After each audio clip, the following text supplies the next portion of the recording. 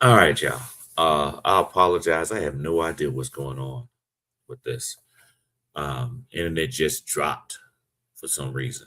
At least it said it dropped. Um, Leonard is popping back in. Okay. Hopefully we can get the audience back as well. Um, so I'm in a hotel, so I have no idea what happened with that internet. But I will say this. You know when it went down, right? You know what you were doing when it went down, what you were saying? Oh yeah, yeah, yeah. I noticed that.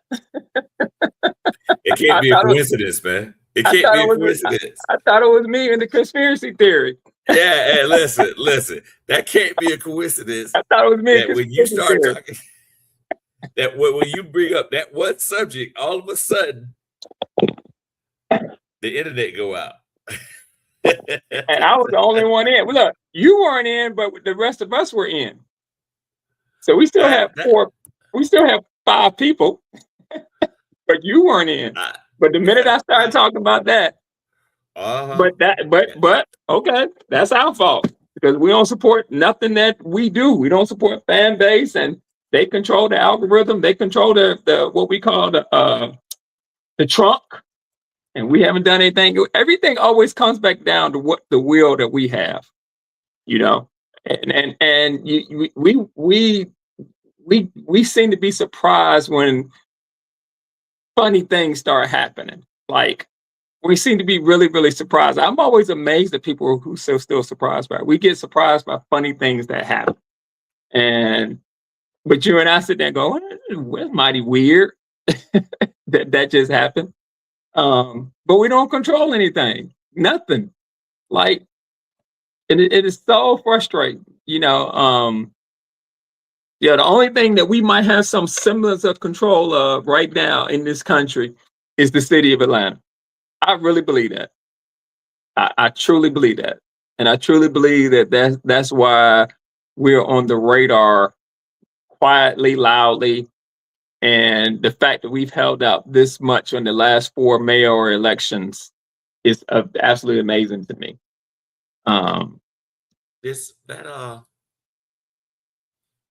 I don't think that is that much of a I shouldn't say anomaly. if, Shouldn't be so if surprising if you and I because promise you this, if you and I, it's like Marianne Ross said, if you and I made the conscious decision today to say all we were going to talk about was black male female relationships every day, all day, shit that don't move no policy, don't change shit.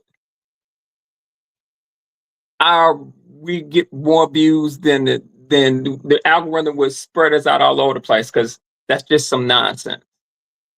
Not nonsense that you could talk about those relationships, black male relationships. Is when we start pitting black men against black women, and particularly in our space and at the age we're in, because I'm telling you right now, there's an empty space there. Because I look all over, I look on social media quite a bit.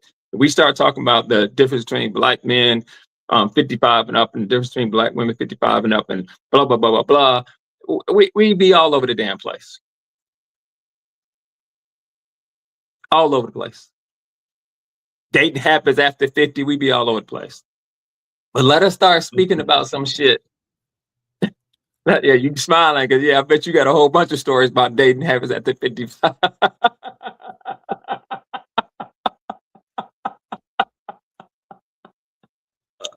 we ain't going there. Uh, We ain't going there. you and Stacy. Um, we probably have all kinds of stuff. But the minute we start talking about bombs being dropped and this stupid ass war they started with Iran and why do we start this war and 13 billion dollars worth of oil from Venezuela and the inhumane practices we're doing on Cuba right now, which nobody talks about that. Don't you find that amazing? Nobody talks about the inhumane practice of what they're starving people in Cuba, less than 90 miles off our coast, because our Secretary of State is a white Cuban who feels like he should get revenge on the black Cubans who flipped Cuba over back in 1956. Think about that. Marco Rubio wants to be the king of Cuba. A bitch who couldn't bust a grape in a fruit fight. Ooh, did you call the man a bitch? Yeah, he is a bitch. Hex, that's a bitch too. I mean, a bitch to me is somebody you can't hold your own in front of another man. You can't. Now he can't. So you use all these poor little kids and you give them the training and you send them out to do your dirty beating because you could never do it. You could never do it. So the minute we get I paid the most for my gas, my truck. That look, yes, exactly. And I keep telling people, I've been saying this for a while. And I know Jackson's supposed to come on. A 81-year-old guy that supposedly wears a diaper doesn't have much to hang on to. You know, it ain't him. It's all those little acolytes below him. You've seen it happen in real time. It's not Mitch McConnell that's holding on to power, right, Kenner? Mitch McConnell probably can't talk. It's all his staffers that don't want to go. All his staffers that don't want to go home to Kentucky and have to get regular jobs. It's all the people that don't want to have to go home and get regular jobs, so they don't stand for shit. Dr. Drumgoole is entered the studio. Let me see this. What's up, Dr. Drumgoole? Come on, gentlemen, how you doing? Pretty good. Dr. Drumgoole, wait, Kenny, before I gotta make sure. Can I still curse with you on the line, or do I have to change my? Man, do I have to change my language, the Charlotte Watkins language? You know, I can't curse my mom on the line. I just want to make sure you won't be offended from Bella Mead. Listen, brother, if you didn't cuss, I wouldn't think this was authentic. But you got to bring your language. Bring you, authentically you, brother. How you doing, man? I'm doing good, man. I have no complaints. No, zero complaints, zero. Thank y'all for having me this morning, man. Honored. Hey, the reason I had to ask you because the ghost of Miss Lively still comes. Every once in a while, the ghost of Miss Lively comes out in Kenneth and he tells me I'm cursing too much. And I know his mama just came down and she'd be like, tell that Watkins, he cursing. Where the judge at? He always cursing on here.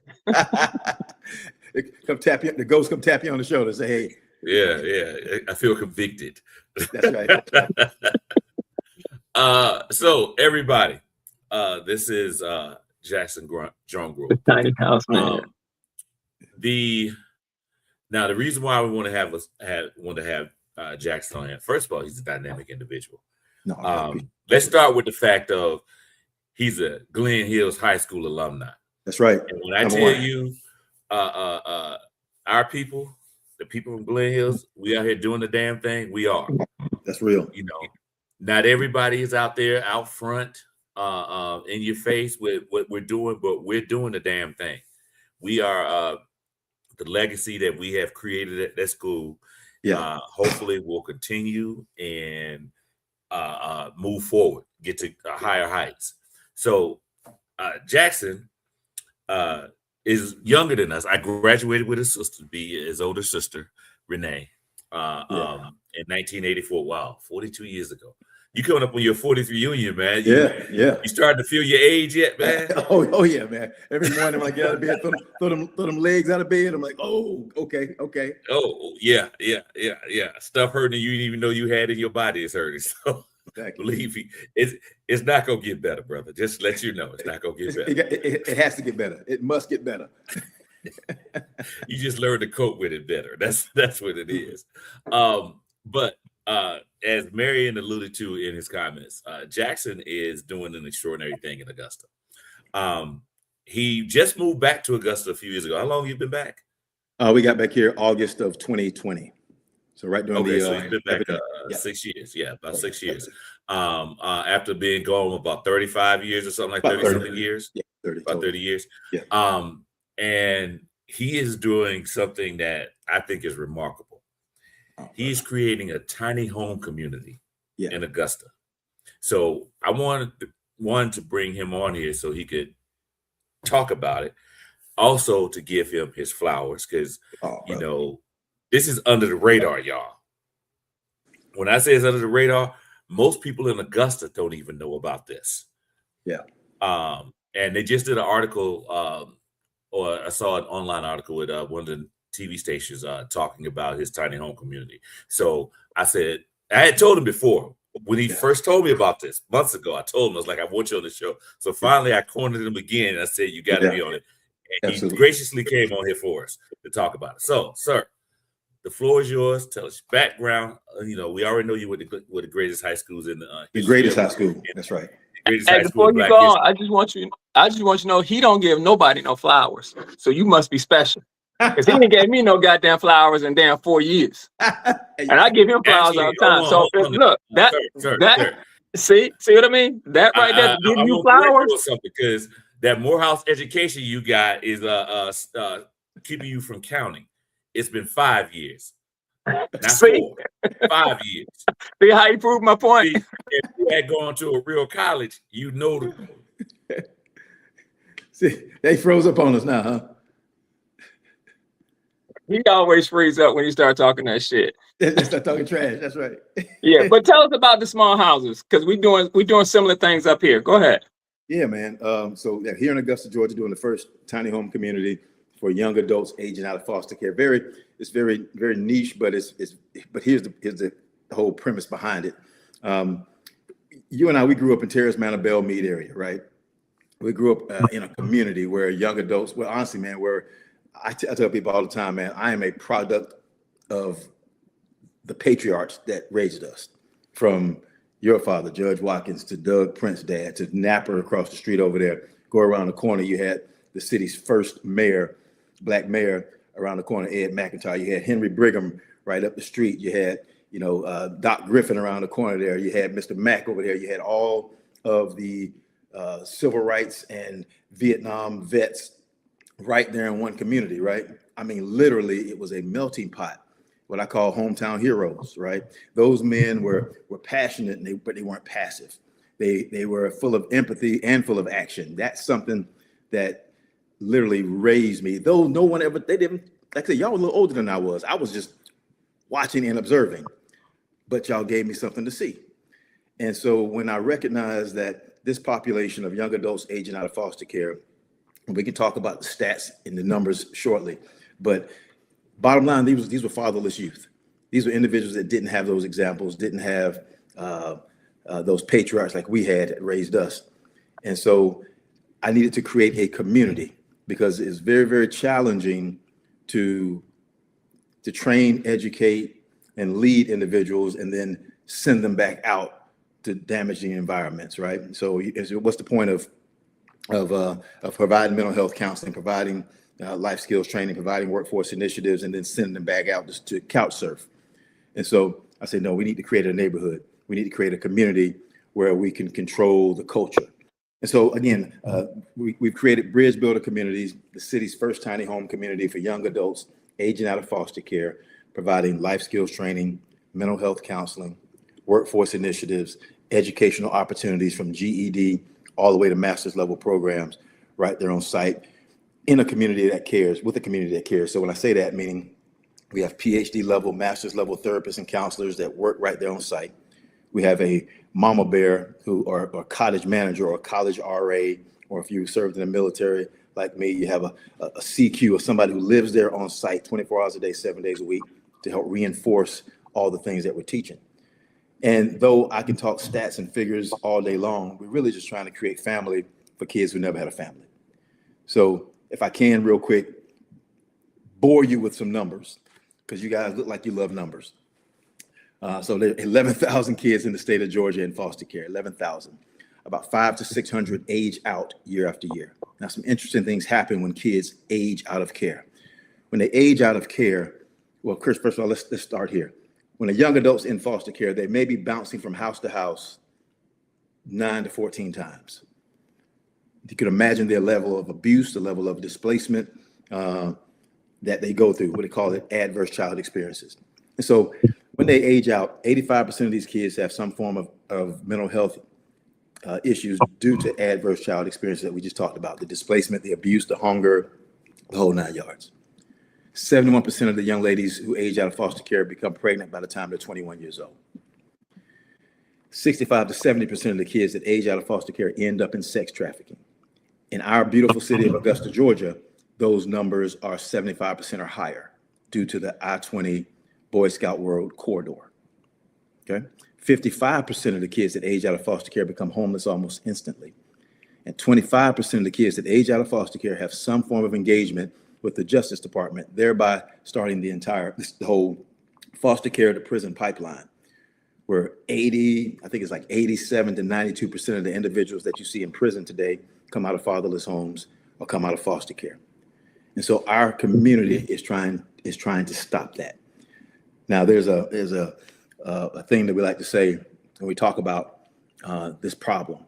If we were all sitting by a riverbank somewhere and, we all having lunch, whatever we're doing, kicking back, chilling, and we see a baby in the water, first thing Kenny will say, man, somebody go get that baby out the water. And so we go get that baby out the water. Next thing you know, you see another baby in the water, and Leonard's like, yo, man, let's go get that baby out the water. We go get that baby out the water. Then you see 4 or 5 more babies in the water. What we need to spend our energy on is running up the river to find out who in the hell throwing these babies in the water in the first place, right? And so while what I'm doing is needed and is necessary by taking these 25 kids, because we built 25 tiny homes. We have a 5,000 square foot community building where we do all of these trainings and all this life skills and all the mental health stuff. But that's only 25 kids. There are 11,000 kids in the state of Georgia in foster care. There should not be a foster care system in the first place. There should be family. Department of Family and Children Services is not set up. The government is not set up to take care of our families. That's not what they're there for. Yeah, they can help. They can do some other things, and you all can talk about that. We all can pontificate over that, at some other time. But bottom line is, we need families. We need fathers back in the households. And what I'm doing is just a small part of it. Though it's big, and I get it. It's the sexiest thing that the city's ever seen right now, with tiny homes. But this is a small part of getting our families back together and taking care of these young adults. I'm gonna pause there for questions, comments, and concerns. I want to. This is a conversation that we tend to have, and it's going to veer just a little bit, but it goes along with how you ended what you just said. The question for me is, we know what the problem is, but how do you help me get African American men to understand that they have to have the fucking will? Yeah. How do you is one of the reasons why I don't go to church. Mm-hmm. And the reason why I don't go to church is because I don't follow pastors, I'll follow shepherds. Yes. Shepherds take care of their flock. Thanks. But we don't even seem to have the numbers you gave are so stark that I just have a visceral reaction to people who say somebody should do something. I'm always going, who the hell is somebody? That's exactly right. And how do you get us? Stacey, don't take this offensively. I truly believe that Black men are magic. I tell people this all the time. Mm-hmm. Whenever Black men and a group have got together, they have moved mountains. They moved the numbers. You can start from the Harlem Hellfighters, of which I have a t-shirt. Yep. You can move to the Buffalo Soldiers. You can move to every major war. Whereas when Black men got in a group, they moved the needle to move the movement. Yes. And women have always been the underlinings doing the laboring jobs who ask us to lead. Yes. So when you start talking about foster care, how do you help me? Because me and Marion talk about this all the time. And we have a tiny home program, or somebody's trying to do tiny homes up here. You and I need to talk about that later. Yeah. If we don't have the will, just the will, not a lot of will, but just the will to say that our children are sacred. And our children are the one thing, no matter where we sit on the political divide on, that we are going to protect at all costs, including Black women. How in the hell can this work? And when you have these conversations with Black men, they rather talk about fucking football. I can't do it anymore. Same thing, I tell Kenneth this all the time. I may have, if I'm lucky, I think I got 15 more good years. That's why I try to stay in shape. Anything after that, me and Marion talk about that. Hey, man, that's just gravy. I don't get it. Yeah. That you could come on here and you could say this and you know what you're saying, which is, man, we need way more help, but y'all ain't got the will to do it. You don't, you make excuses. You show up for bourbon tastings and cookouts and tailgatings, and you use the excuse that I gotta be entertained, I gotta get away. Bruh, it's never going to change if you don't take that same energy amongst us and say, man, I got all these foster kids over here that need my help. You know they've been through rape, trauma, childhood trauma that's going to lead to this, this, and this. And it's circular. What do I do to say, hell no, we're going to stop this at its core? We're going to go and find who's throwing these babies in the river. And whoever's throwing these babies in the river, they're going to have to answer to us. Yes. Yeah. Because it's the people want. I told somebody this the other day. Y'all want to have civil conversations while people are doing uncivil actions. Come like on. you want me to sit here and not curse your ass out while you doing policies that decimate my community. Fuck that. I'm no longer there anymore. And it starts with us. It starts with you saying, let me do my part. I'm not asking you to do this every day. But if somebody like you and I are out here doing most of the work, what's your part? What are you doing to help us change policy? What are you doing to help him build a tiny house? Are you at least getting out there and saying, look, 10 of us got here to do landscaping so he don't have to pay for the landscape. Come on. Just to go out here and help him do trash so he don't have to do trash. Come on. But you go play golf and you want me to talk about, man, I can't do it with you. That's real. I just can't. I can't when the problems are sitting there and if we grouped up, many hands, and I'm gonna land this plane. Many hands make the work light. That's right. That's right. But it's the will, and when you have when you have somebody like you saying, you just need to win. Black people are such a show me community. Yeah. When they see wins, Kenneth and I talk about this all the time. Me and Marion talk about what I'm about to say. The reason the Montgomery boat incident was so visceral to people is because it was the first time in years that we thought we saw a win. Change no policy. Nothing. See a 19-year-old kid say, I'm going to dive in the water, I'm going to swim across here, and I'm going to help somebody, because that's just, and it sent the message, which is why I keep telling people they tamped it down so much, because it sent the message that, hey, man, you know what? Maybe these black folks ain't just going to take this mess. But it starts with men.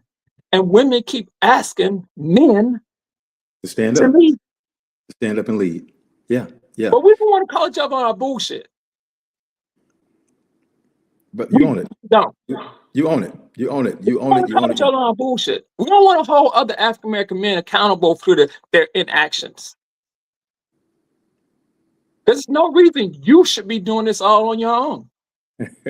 Jackson doing it. Oh, what can I do to help? And I can't be out there every day, but goddamn, I'll get you 40 men to give you an hour. That's 40 hours of man work. Yeah. Yeah. So help me not have such a visceral reaction that I turn off to help other men. Go ahead, Kenneth. I know you want me to shut up. I'm about to shut up. Go ahead, Kenneth. You muted, brother. Oh, yeah. I just realized I was muted. I was trying to get Lynn to shut up, and he just kept talking. See, that's why I don't give him his flowers. You got to give it to him, man. I love it.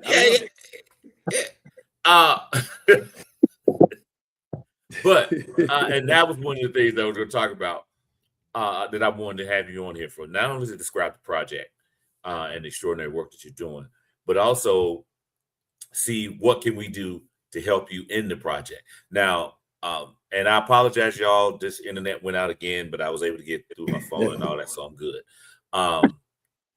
I don't know if you started about the funding, if you talked about how the funding, because you and I talked about that last week, the funding for where it came from and all of that.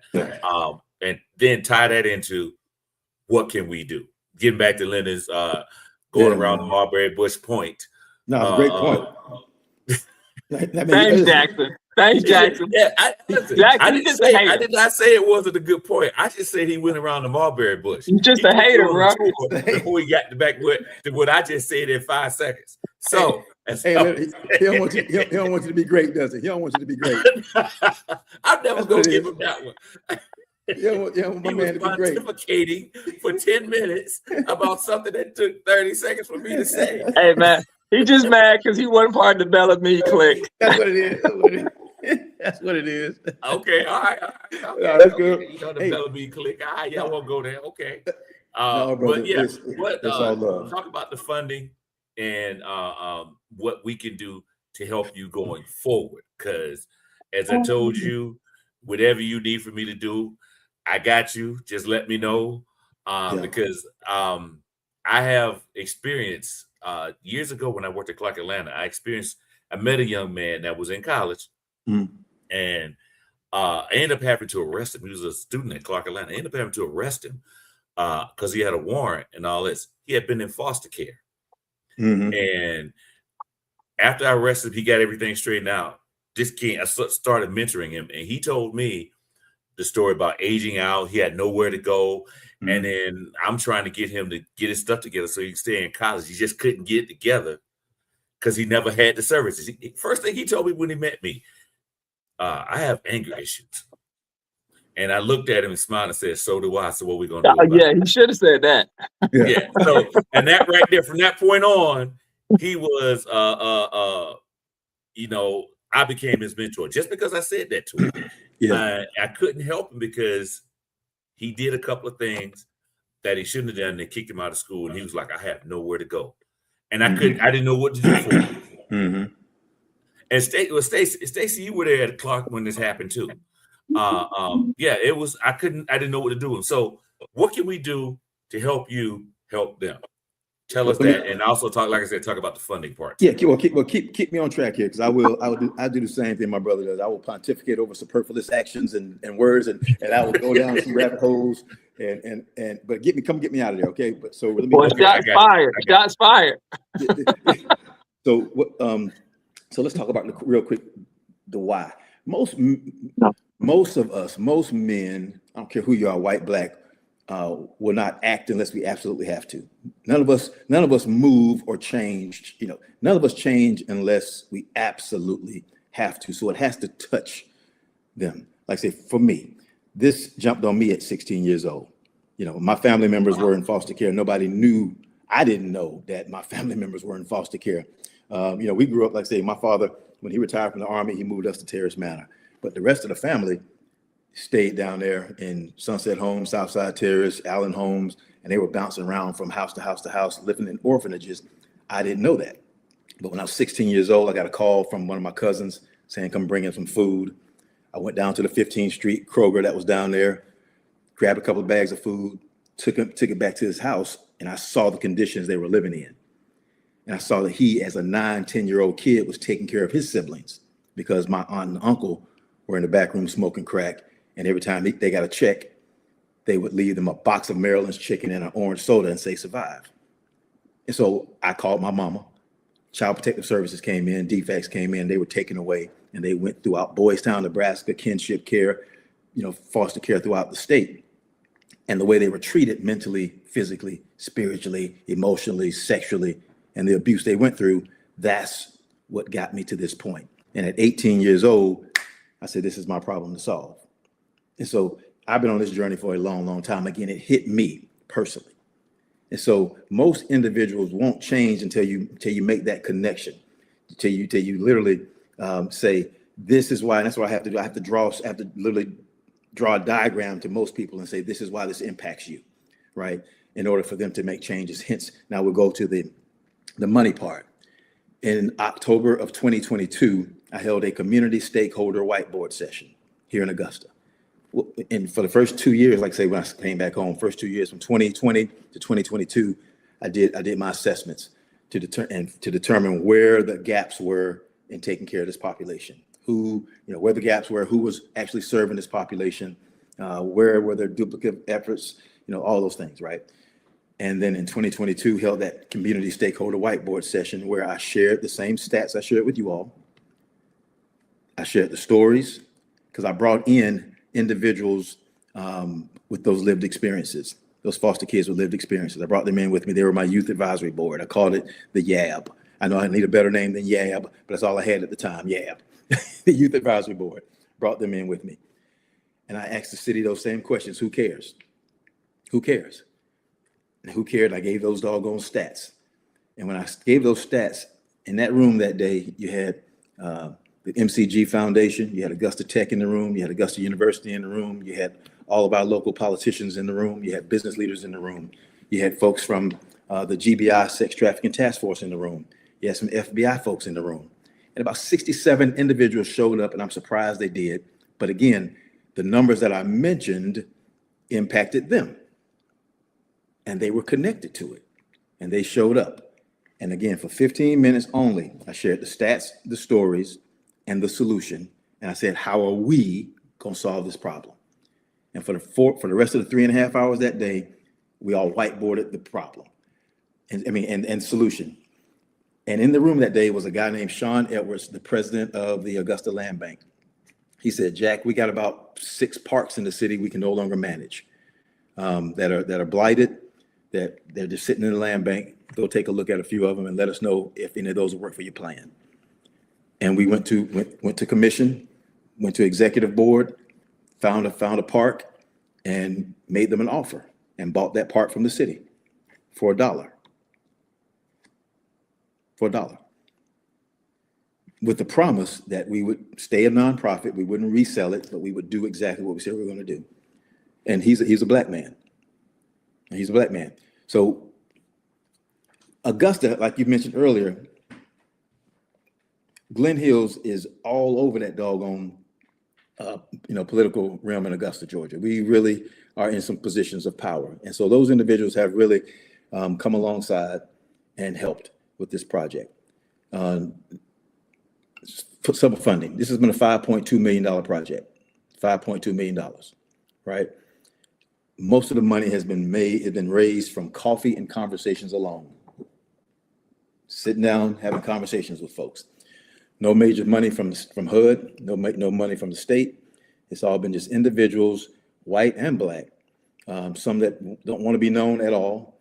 Anonymous folks just say, hey, listen, I'll give $20 a month. I'll give $50 a month. Some people say I'll write a check for $1 million. Some $500,000. Some grants, Fostering Success Act tax credits. We also get tax credits. Something very unique about our organization is in 2024, that legislation was put in place for any organization that's taking care of foster kids can get dollar for dollar tax credits directly to them. So individuals and businesses can write the Georgia tax dollars directly to our organization. And so we have about $300,000 over in that pot, and we're trying to continue to grow that. So those are tax dollars that we can take advantage of. Church donations, we partner with about 5 major churches in the city of Augusta as their mission partner. And they send a check every month, but not only that, they send their people every month to help out, to decorate the homes, to provide furnishings for the home, provide mentorships for the young adults. Individual donors, we talked about individual donors, corporate donors and corporate sponsors. We're trying to find more and more corporate sponsors. Arubis is a corporate sponsor of ours. EasyGo is a corporate sponsor of ours. Wellstar, Piedmont. But again, trying to find more corporate sponsors. And so when you ask, how can people help? Man, continue to do what you're doing right now, man. Create awareness. If you get any warm introductions to CEOs, presidents, individuals of influence and affluence, and then at some of the other levels, man, expertise. If you have mentors, like for instance, we partner with Augusta Tech. Augusta Tech is bringing a satellite school right there on site. Right on site for bridge builder, so the young adults will be able to get their GEDs all the way to their associate degrees right there on site, right? So if you have mentors, teachers, and we have a lot of teachers came out of Glen Hills or come out of our school systems, come down in and teach a class, some financial literacy courses, some civic courses on how these young adults can get plugged into the community. So there's no limit to what folks can do and how they can pour into this population. I mean, we had one group said, hey, we can make quilts for every house. We have 90 quilts right now. We have 90 quilts sitting in storage right now, some over on the bed. But that's something I wouldn't even thought about. Another thing I wouldn't even thought about one group said, "Hey, give us the list of all the birthdays of all the young adults that come into your community, and we'll celebrate their birthday every year." I wouldn't have thought about that. I don't even celebrate my birthday, so I wouldn't even thought about nobody else's birthday. And so it's whatever gift and talents they bring, man. We're open to them. And I'll stop there because I can talk 4 miles wide and 4 miles deep about this thing. Well, one thing when Jackson first told me about this project, and Leonard, I'm pretty sure I mentioned this before on the show, the idea that all the services are on site. Yeah. Because I said years ago that if the United States if we go back to a public housing model, it has to be all inclusive. Everything needs to be on site. They don't need to go anywhere else for any services, because the downfall of the projects, as we called them back in the day, was the fact that you had to go this place, that place, this place. Nothing was there. Mm-hmm. Now, there were some places that did have, I forgot which one. A couple of them had like a little small health clinic on site back in the day, but that was few and far in between. If you reimagine public housing in that manner, that will help those people in public housing, not just house them, but also bring them along to where we want them to be, so they won't need to stay in public housing forever. Right. Another thing that you said that reminded me of some of the things that I've heard over the years, that little simple things that people could do. When foster kids go from one foster home to another, they have everything in a trash bag. All their belongings are put in trash bags. Something as simple as giving somebody a suitcase can make a difference. It's little things that, as you said, that you may not think are significant, but could mean the world to somebody in that position. Right. We need to have more programs like this. And I also like the fact that you talked about that the government is not coming from government funding. Mm-mm. I like that. Yeah. I like that, because if it was coming from government funding, we know damn well Donald Trump and his minions will try to cut it. Will try to cut the program. And we all know that, you said $5.2 million is what you've got so far to get this project off and running and all of that. $5.2 million is no money to our government. No. But this would be the first program that they would cut. Yeah. One of the first ones that they would cut. Because we all know when we have, and I'm going to say this, and I'm a firm believer in this, when we have Democratic administrations in office, Democratic-led Congress and all of that, social services are better. As soon as Republicans take office, they cut social services. That's the first thing they cut. Whenever there's a budget cut, social services is the first thing that they cut. And we can see a decline in quality of life in our community, and a rise in crime when social services are cut. There's a direct correlation to that. Of course. Yeah. If you look, and I've been meaning to do this too, I just thought about something.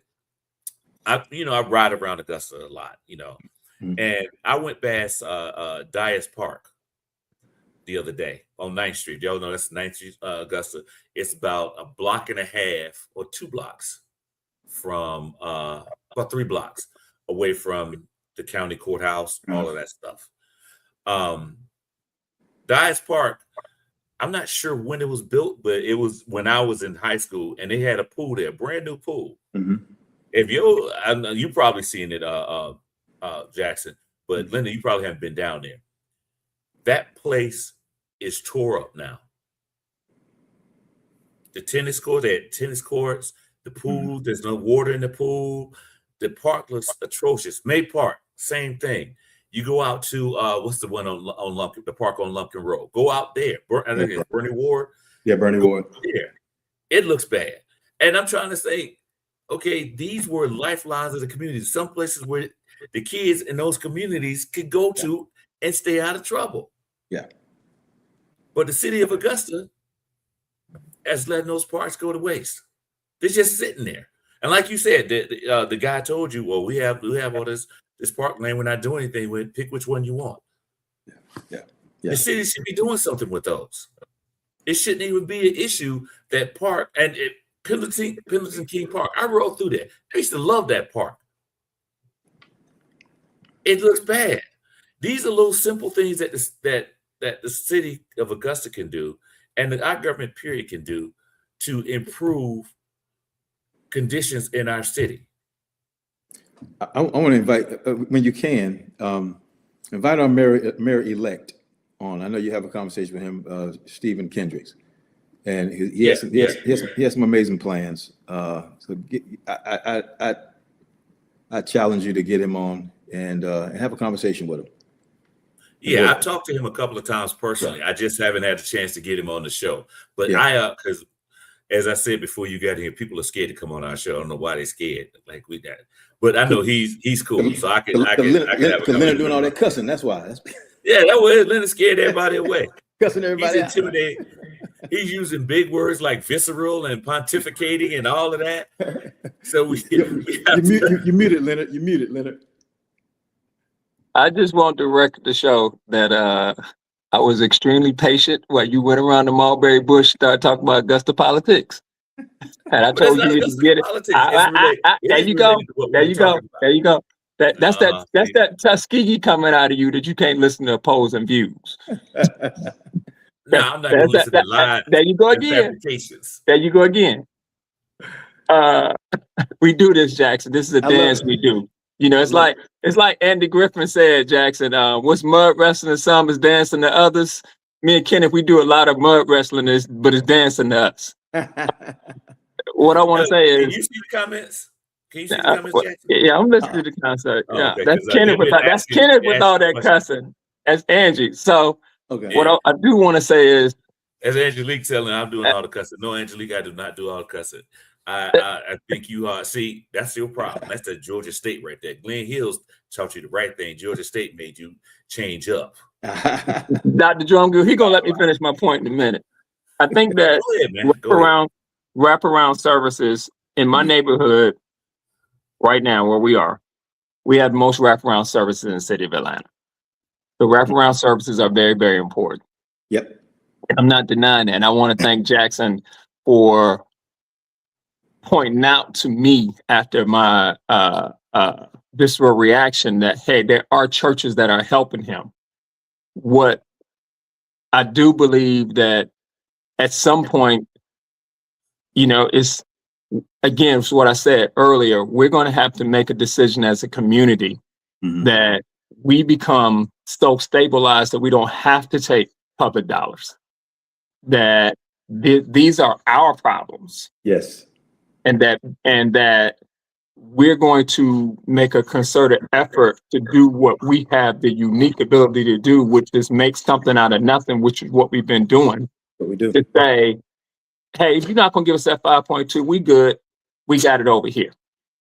And as long as you have to, it doesn't mean that you aren't, that public dollars should not come to you because you haven't earned them, because we all know we earned them. We all know that we've been taxation without representation for years. It's been happening to us for years since we got here.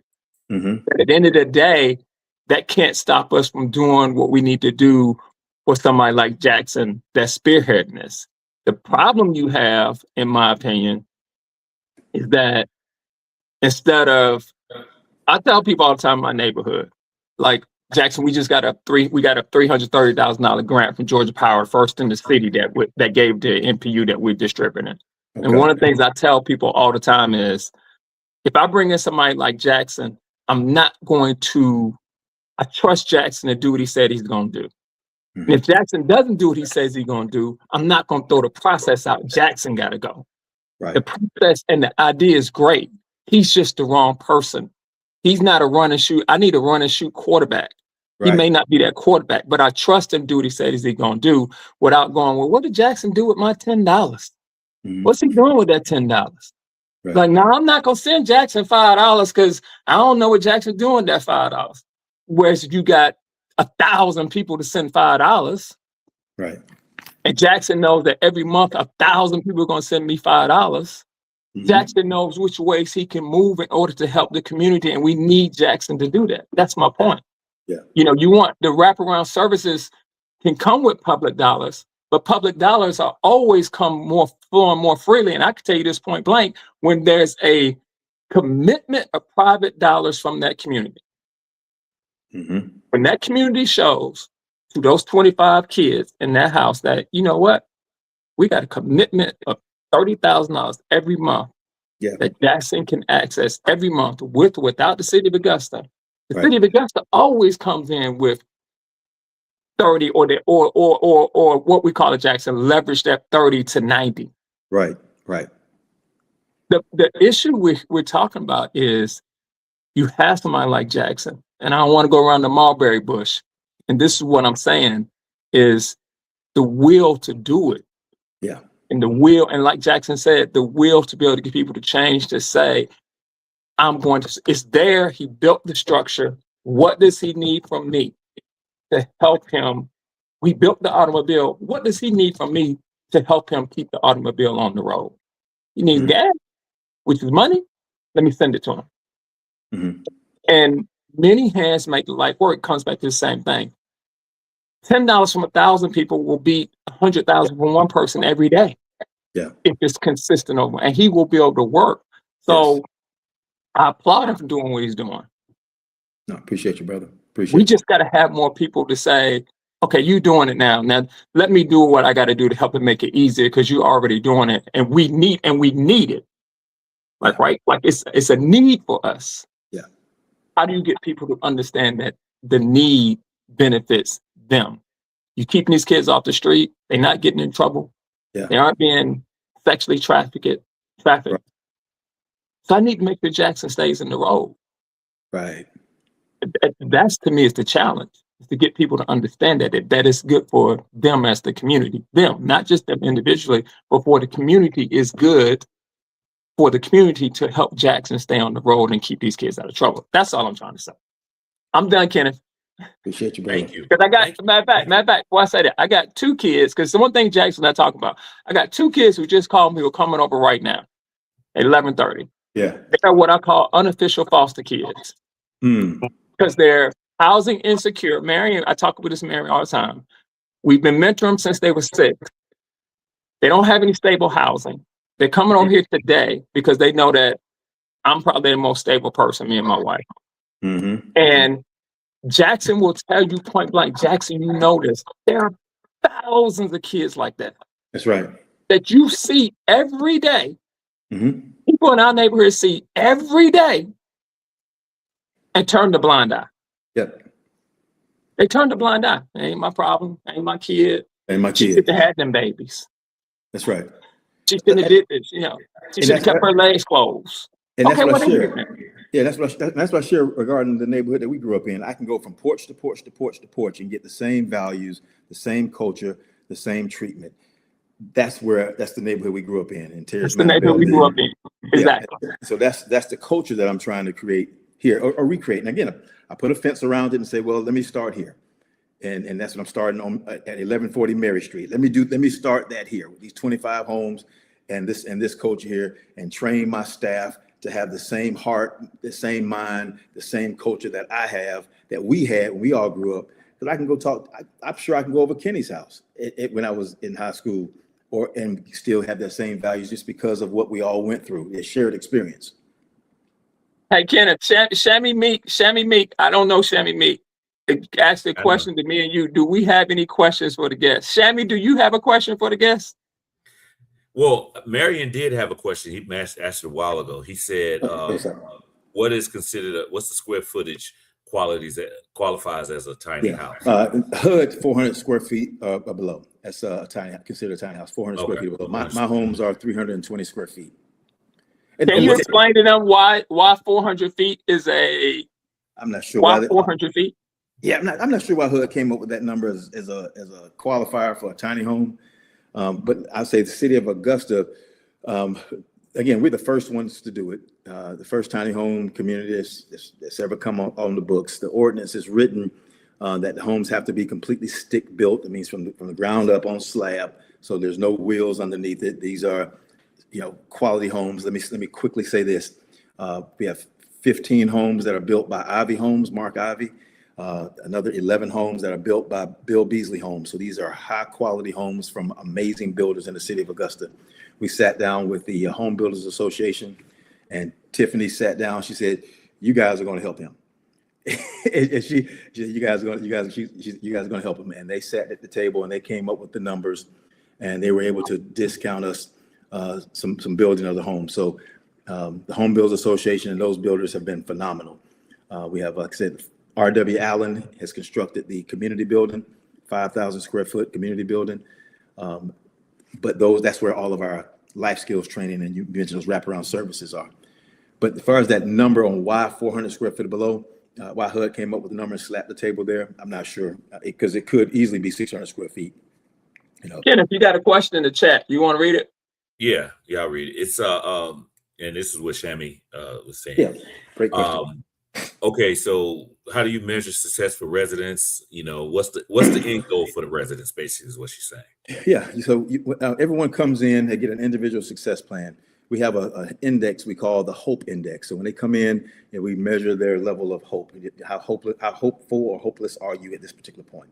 If you come in and you sit down with our success managers, they're case managers, we call them success managers, our social workers and therapists, and they come up with a plan. They do mental health assessment, life skills assessment, work assessment, and all the other assessments, and they determine where that young adult is right now. And they come up with a plan with them, not for them. They come up with a plan with the young adult to say, okay, you want to become let's say a CNA or an electrician or whatever you assess and test to become. You may come in with some realistic goals or unrealistic goals. You say, I want to be Kenny Lively when I grow up. Well, no, you can't be Kenny Lively when you grow up. It's only one of those individuals. Definitely can't be me. Can't be me. But you want to become, let's say, a CNA. Well, that we do that. We work that plan with you. We have weekly life skills training, so financial literacy training, communications training, resume writing training, de-escalation training, all the things that you may need. How to drive, all the things you may need, how to cook, how to manage a household, all the things that that young adult missed growing up, and we create those milestones. So they have, when they leave, they'll leave with all of those milestones hit and measured and practiced. They'll leave with a bank account. They'll know how to manage a household. They'll know how to move into a household. They'll know what that looks like. They'll know how to show up for work on time. And they'll hit their own milestones based off of their individual success plan. So each young adult comes, they get a completely different, independent, individual success plan. And they can stay there from 18 months to 4 years, whatever it takes for them. Nobody's on the same, it's not a cookie cutter approach on any young adult. I hope that answers the question. If it doesn't, hit me up and I'll go a little deeper. I like I said, I apologize, my internet went out. Did you discuss what your end goal is? Not the end goal for the individuals, but the end goal for the community. How many are you planning on building? As many in as that needed. space or any other space?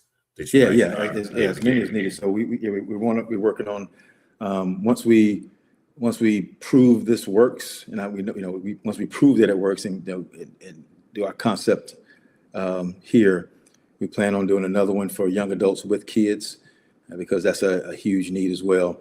This neighborhood here, we can't accommodate youth with kids, but the next one will be for young adults with kids.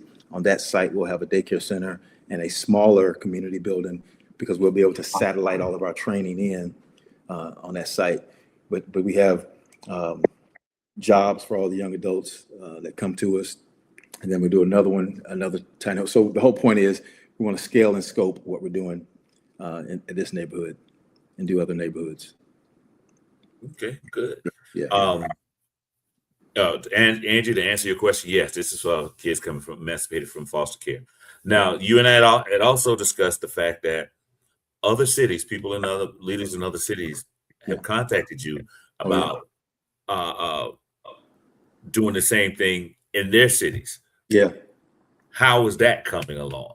I know you focus on this one right here. Yeah. You got to get this one up and running first. Yeah. Yeah. But the duplicating this in other cities, as there other Jackson drum ghouls out there, in other cities that you connected with. There are, and there are other. I'm gonna say there's other Jackson drum ghouls right in our city. So you have several groups that have approached me right in Augusta to do tiny homes for veterans, right? And individuals that are just as passionate as I am. And so I'm consulting and coaching those groups right now. In fact, I wrote a book called The Change Leaders Playbook, using ancient wisdom for modern success, because everything that I've done has been based off the book of Nehemiah in the Bible. And so I took Nehemiah's change management. Hold on. Before you say, I want to make sure you clarify what Nehemiah was, because Leonard has no idea who Nehemiah is and where that reference came from. So I'm sorry. It was too easy. The joke was right there. I had to say something. I couldn't hold it in. It came out. Dang, Leonard. He rough, bro. He rough on you, man. Jackson, let me tell you something, man. What he doesn't know is that Bell Terrace Church, my dad helped start. That's right. We were so bad that my dad finally took us out of church and made a Jehovah's Witness come and give us Bible study in our living room. So that's bad. And when it comes to the Bible, the mountain doesn't move when the wind just blows. Because I had to sit in that living room with that little old white lady, and she sat there and went over all the Bible verses. Because come on now, couldn't go to Bell Terrace because we were starting too much stuff in the church. So. I remember them days. Let me answer. Let me. I ain't never heard nobody getting put out the church. Kids getting put out the church. Oh yeah, I see something in the chat. So another level of stuff right there. But Jackson, I'm sorry. I didn't mean to interrupt you, but I had to. Yes, he did. Joke was right there. The joke was right there. It was right there. He can't help himself. Go ahead, Jackson. But Shammy get mad at us. Go ahead. Kenneth, be quiet. No, real quick. So everything I did, so I wrote a book, and again, I welcome folks to go get it. It's the Change Leaders Playbook, and again, it lays out line for line exactly how to do this. But see, the thing about it, you need a change leader in every city. You need an individual that literally is just going to be able to stand in the middle and say, "I'll be the guy. Put it on my back. I'll carry it." Now, I don't do everything. I have an amazing team. I have an incredible board, but what Nehemiah did, he articulated the vision clearly, concisely, coherently, and confidently everywhere he went. And that's what his job was. Everywhere he went. Shammy, I see you. And yes.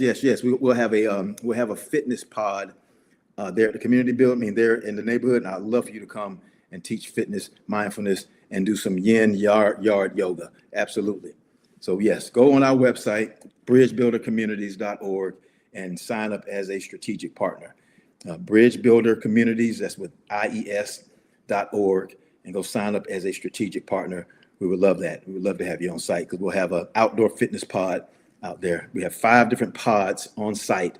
One's an outdoor fitness pod, outdoor gaming pod, a fire pit pod, an outdoor cooking space, and a serenity garden. So wherever you want to teach your yoga, mindfulness, we need you. Thank you so much. That's what I'm talking about, bringing your time, your talent, and your treasures. Everybody doesn't have to bring money. And Shammy, 10% of that recognition is me and Kenneth.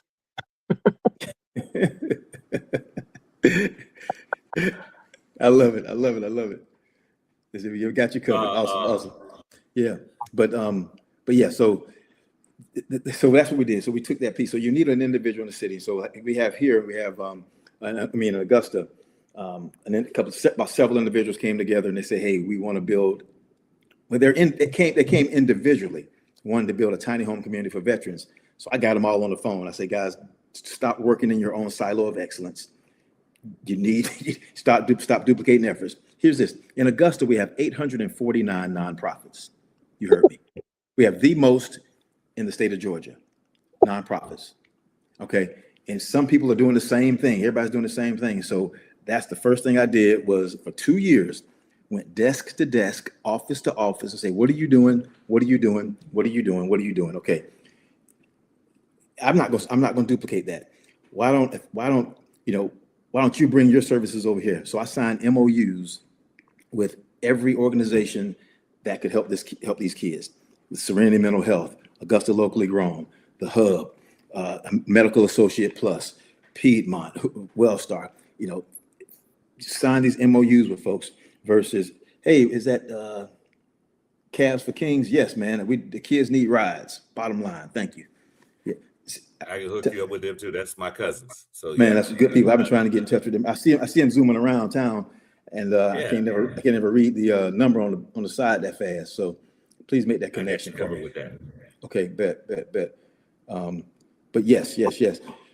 So yes, so we plan on duplicating this thing, and yes, I get calls from all town, man. California, Wisconsin, Texas, North Carolina, to come do the same thing there. But again, I can't come in. The unique thing we've done in Augusta, like I said, you have 1,100 churches in the city of Augusta. You have 849 nonprofits. Somebody, again, you're muted, Kenny. Oh, it's on purpose. Okay. Somebody has to stand in the middle and leverage those individuals for that particular problem. You say 11,000 churches? 1,100, not 11,000. 1,100. 1,100. I think it's 1,114. I think on the books. And these are small churches, big churches, home churches, all of them. Some are active. We sent some letters out a few months ago to several churches. Most of them closed the doors because again, I'm not judging anybody. All I'm saying is it's just a fact. But a lot of these churches start up because they didn't get along with the pastor, and they're going to start their own church. Maybe have 4 or 5 members in it. So it is what it is, but they're considered a church. So they're on the books. But anyway, I'll leave that there. Go ahead, Kenneth. Angie. Okay, so the Ascend, your Ascend program, is that the one, a program where for first-time college students or something like that, or is it just specifically for students who are coming out of foster care or something like that? I'm just curious about it because I never heard of that program before. I know there's so many programs out there for kids that want to enter college, especially states. Okay, that's what it is. Okay, for state school. So I just want to make sure that's what it is. So yeah, we can hopefully you're appearing on our simple podcast with one very enlightened brother and me. Hold up. I said and me. See, I gave him the credit. He was ready to pounce. Y'all were ready to pounce on me and say something, but I pivoted and faked you out and gave you the compliment. So whatever we can do in terms of this helping you with this. Now you say teachers come down. Hey, I'm a teacher, and because I was a cop, I can come in there and start telling them their constitutional rights, which I think too many of our people don't understand their constitutional rights. So I'll come down and talk to them about that, and whatever else you need me for, I can help you with. Just you got my number, and I told you that before. You still ain't called me yet, but I guess you don't need me. I guess you don't need me. When you need me, you call me. So if I'm in town, I got you. If I'm not in town, I make sure it still get taken care of because we're going to rally around what you're doing. Appreciate you. And let me say this because I don't know. I met your wife one time, and I apologize, I don't remember the name, but I met your wife one time. Jordana. He's not doing it by himself. Let's just say this. No, God. She's right there with him. She's not supporting him. They're supporting each other in this endeavor. So he might be the face, but she's the force. Yes, I like that. I like that. I like that. Jackson, she so- must be watching this show and he knowing it because he laying it on Hey, thick. she No, Boy, no. Seriously, Boy. when this Well, is I the thing. believe everything you saying, but I don't believe you be saying it if she wasn't watching. No. The reason why I said that, Jackson, when I said earlier that I met Marion and Rosalind, we were at the Candlelight series in Augusta, that outdoor concert last week, and Jackson walked up and I introduced him to them, and told him about the program. He told him about the program and all this stuff. But anyway, the project.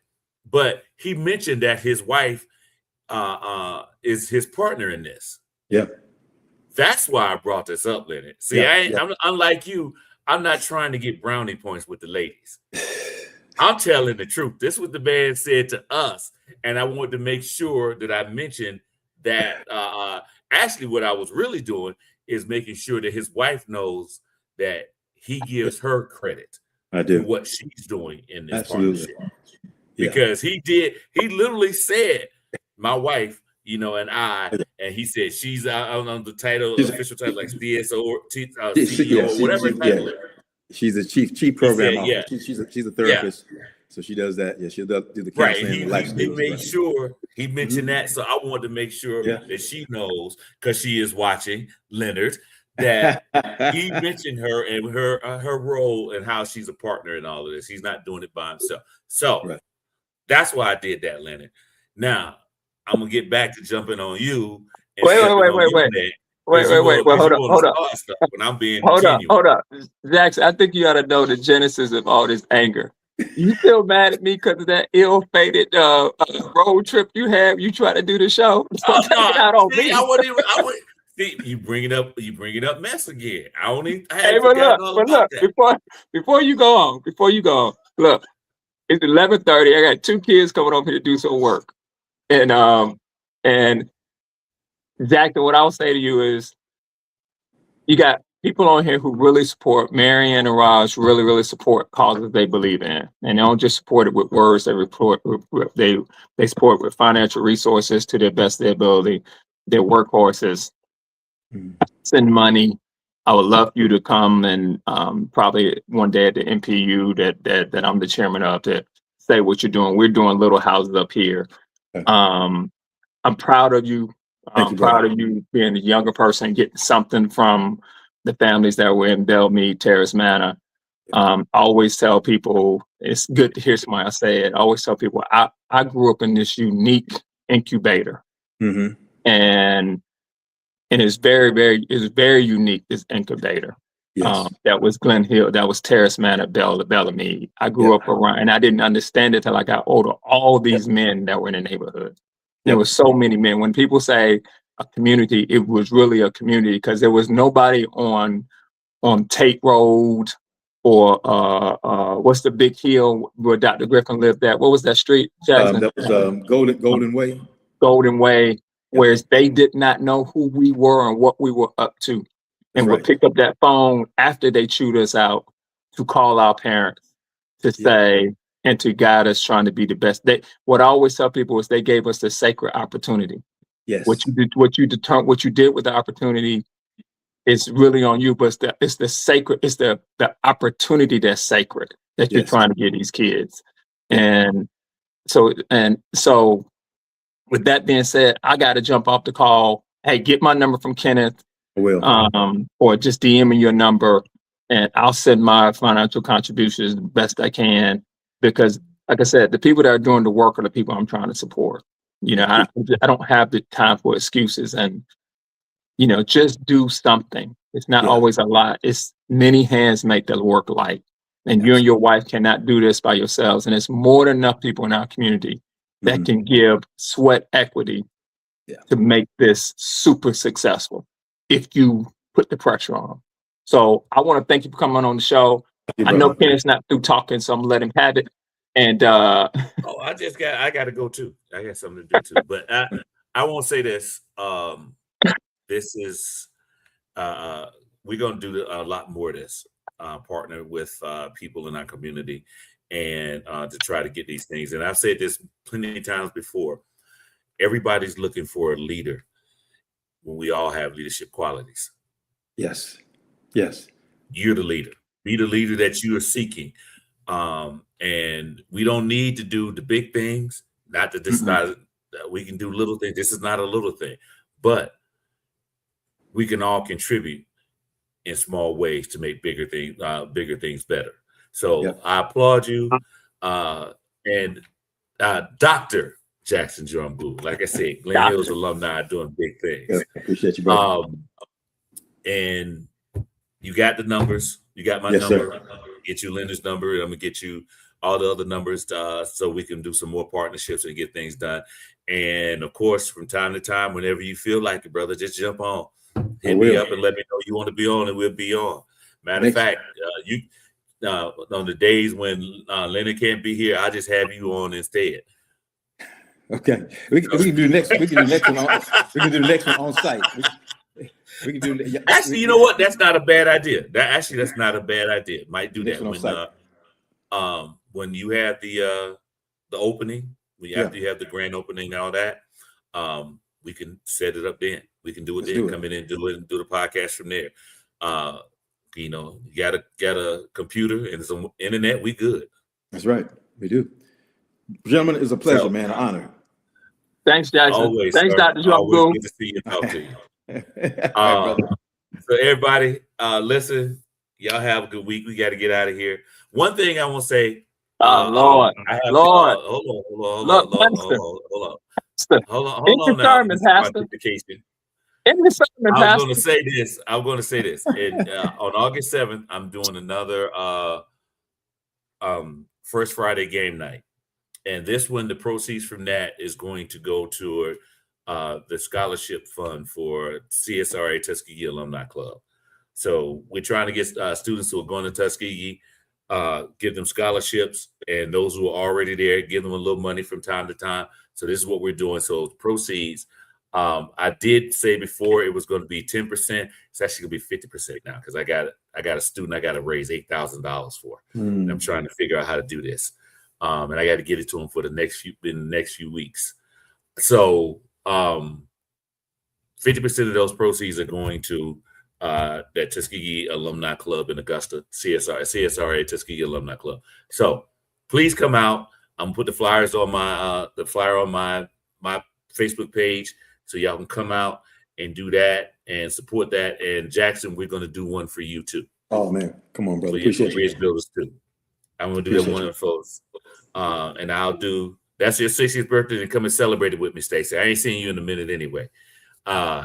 So yeah, come on down, y'all, please, and do that. So man, land that plane. Land that plane. Okay, Mr. Mulberry Bush. I got two people. Land that plane.